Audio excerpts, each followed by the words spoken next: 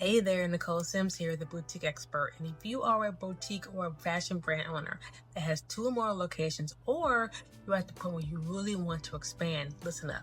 I have some information that will be really helpful for you that could be hurting your sales and your growth right now. And if left unchecked, can really be damaging to your sales overall fast. So there are 5 pain points that you really want to address in your stores that could be hurting your expansion or hurting your stores right now. And that's inconsistent messaging, inconsistent visual merchandising.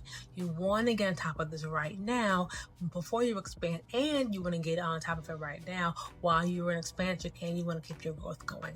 So one of the things with inconsistent merchandising is it gives a very disconnected opinion of yourself and your brand to your customers. For example, one store on one side of town is beautifully merchandised, great windows, really organized, great floor plan, really easy to shop and interact with.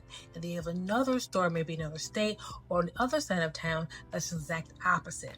The windows might be nice, but once I get inside, I see a horrible flow. I can't really shop it. It's not really attractive. Those are really going to start hurting your brand message. It's going to dilute it very quickly. So you want to make sure you do these things. You want to have standardized guides. Standardized guides are going to make sure that everyone in every location has the same information and does the same thing in your stores. So there's no guesswork. There's no, well, this manager likes it this way or this manager likes it this way.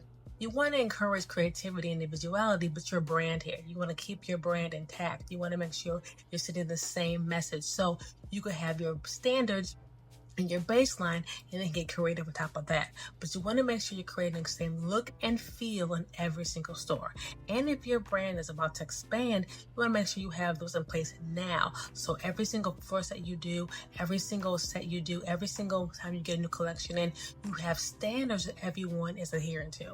And the key to that is also having a team that's well trained. Make sure your team is very well versed, no matter how many team members you have, whether it's just you, at this point, it could be more than you. But you, your managers, your team members, your sales associates, everyone understand all the standards, well-versed, and can really talk to and speak to what expectations are.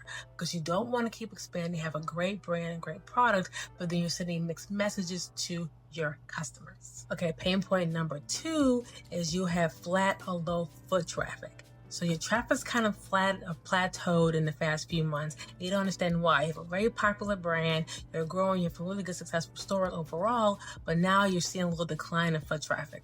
Well, what it is you're not attracting them and making them a reason to come back for more. They're coming in, they get about what they want, but they really are not really inspired to come back and visit you more and more or tell their friends about it. The way you fix this through your visual merchandising is create stories, create an experience. I'm sure you've heard experiential retail is very, very important, very, very key, and it's not going away. Customers are demanding experiences. They might love your product, they might love your atmosphere, but if you're not giving them a reason to come back and enjoy the experience, they might not come back for you. So you want to make sure that you do storytelling. You actually create areas in your store that create stories. That means you tell a story in your windows, you tell a story in your walls, your fixtures. They're not just merchandising, they're storytellers. They're telling something to the customer about you, your brand, and that product that they can't get anywhere else. You create that through your merchandising, through signage, through lighting, through actually making scenes throughout your store. You want to be creative enough to make sure they want to come back for more. This way you make sure that your traffic doesn't plateau, it keeps going up, and they keep telling their customer friends, hey, this is a great place to shop. I love coming here. It's always something new and fresh and inviting, and I love the way I feel when I'm shopping with them. Okay, pain point number 3. Maybe you have great traffic. Maybe traffic is not your issue. It's conversion. You have a lot of people coming to your stores either through ads, through some really good marketing and social media, but they're just not buying from you. That's a whole different situation. That could be the fact that you need to make sure you're boosting people to want to actually buy. They love coming in, but they're not really being encouraged to buy. That also comes with your visual merchandising. So create hot zones within your store. Really, really fun, really creative ways to really reframe the way people see your product, really making sure you tell, again, the storytelling, but you're doing it in a way that's more precise and more engaging. and you make sure that you have hot zones throughout your store. Maybe you'll redo your floor plan, and you're filling things your floor plan. Maybe make sure that everything's eye level. So you understand eye level is buy level. So you want to make sure that your really hot items, your really great sales, things you really want them to see and focus on are in their eye level. So they see it. Make sure that they can have very good navigation so they actually flow. It doesn't feel claustrophobic in your store. Don't have too much product, but enough to make sure it looks full. There's a nice little balance there. And you dictate how they go through your store. Your floor plan is so important.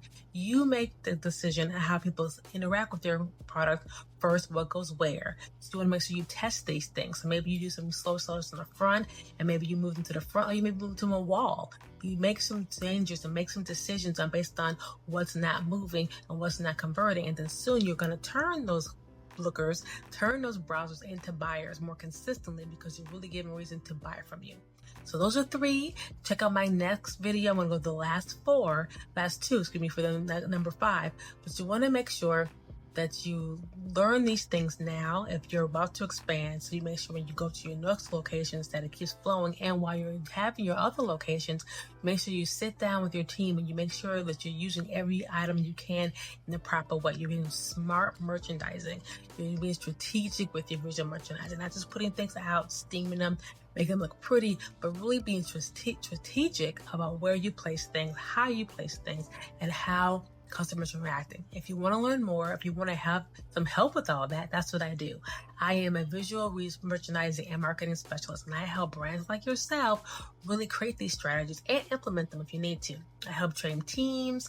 I've trained hundreds around the years on this exact same thing, and I can help you and your team. DM me if you want to learn more, and then stay tuned for the next video when I go over the last 2 pain points to make sure you're being consistent with your brand messaging. Talk to you soon. Bye.